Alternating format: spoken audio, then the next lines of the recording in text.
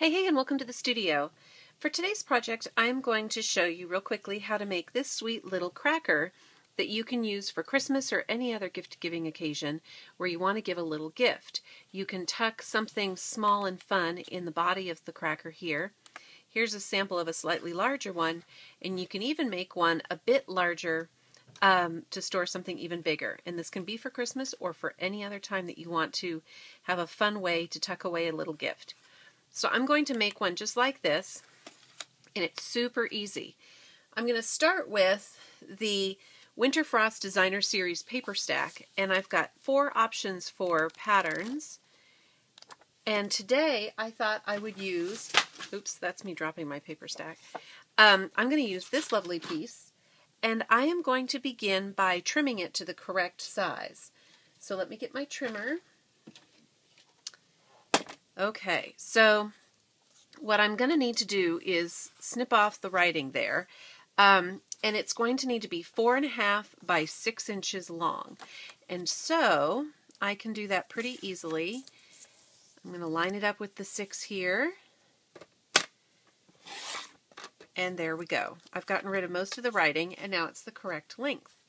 Now it's time to score.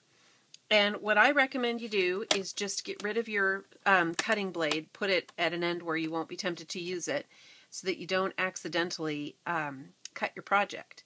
So I'm going to turn it actually and score on the short side. And I'm going to stop right here and say that all of these lovely directions came from a blogger named Crafty Hallett out of the UK. And she just made this so easy to follow and do. And I'm absolutely triumphant that I'm going to get to present these to friends this year. So I'm going to do 2 things. I'm going to make a very small little tab that will be adhered to the inside. It's what we're going to use to hold all this together. And so I'm going to line up. Do you notice that this is the edge that does not have the writing? The writing, the little Stampin' Up! Writing, which, lovely, yes it is, I don't want in my project, is actually going to be inside. We won't see it. And so that's going to be away from my measurement here. So I'm going to line up this edge first with 4-inch mark here and score that.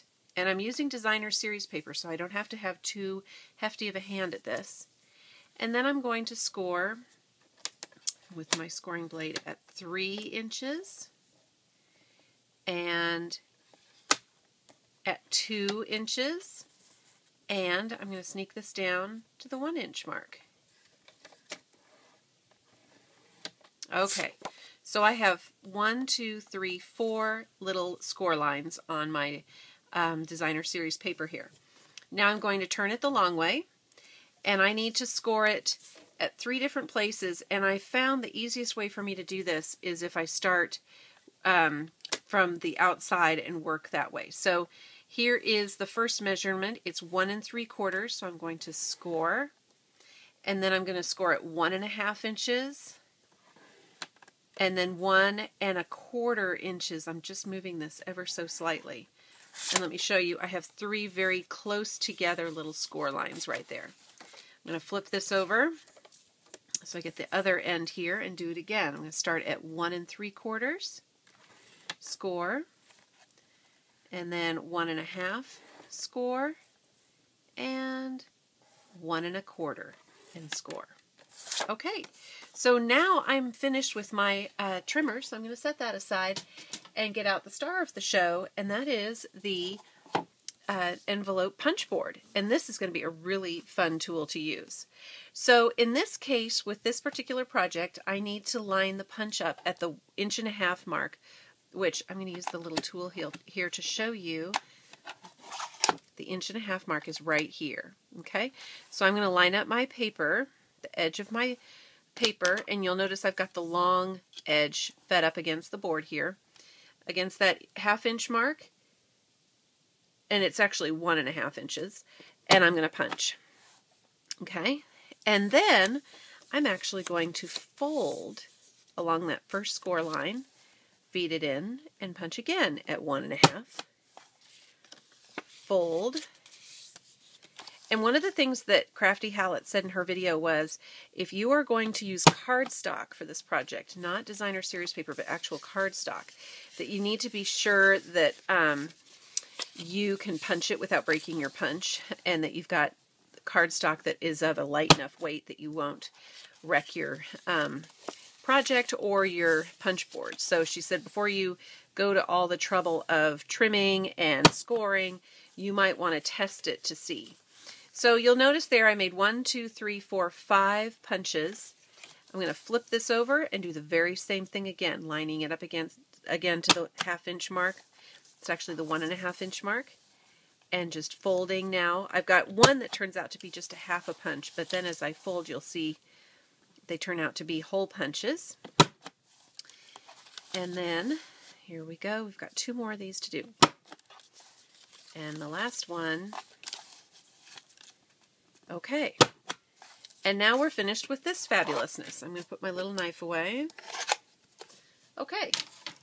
Now we are left with some little bits that Crafty Hallett was talking about using, and I'm going to fiddle around with those too. I'm going to set those aside. So here's our project.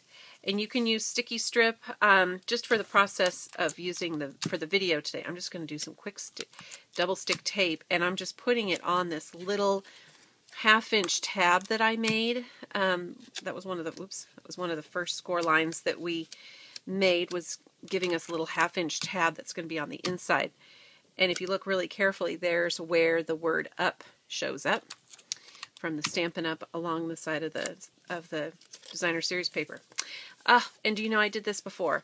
I need to actually, before I tape it together, fiddle around with the score lines that I made here. So pretend I didn't just tape it all up.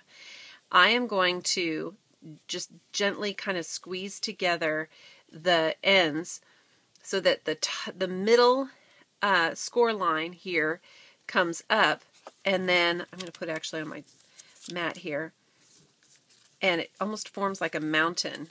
And then the other 2 score lines on either side, remember how we scored it 1 1/4, 1.5, and 1 3/4? So these little 1/4 inch edges here, what they're going to do is make the little part that's almost like an accordion. So again, I'm going to fold up at the 1.5 inch mark score line that we made, and then if you just pinch on a flat surface, you can get those other 2 score lines to work. And I kind of fold it toward me in a way. I have to be very careful of this one because this has the tape on it now, but it'll still work. There we go, got it. Okay, so now the easiest way I found to do the adhering is just fold this little tab down like that, and then just fold your whole bit on top there and line up. You want to line up this edge as well as your cut and your fold, and then there you go. And then if you just kind of fold it back up again, you get a square, and then if you push the ends in, it starts to look like a cracker. Now we have this sweet silver ribbon, this very nice 1/8 inch silver ribbon. I guess this is a 1/4 inch. Anyway, nice skinny little silver ribbon, and that's what I use to make the bows. So before I would tie off the bows, I would tuck something like, gosh, you could put a little lip balm in here, maybe a tiny little tube of some yummy hand cream.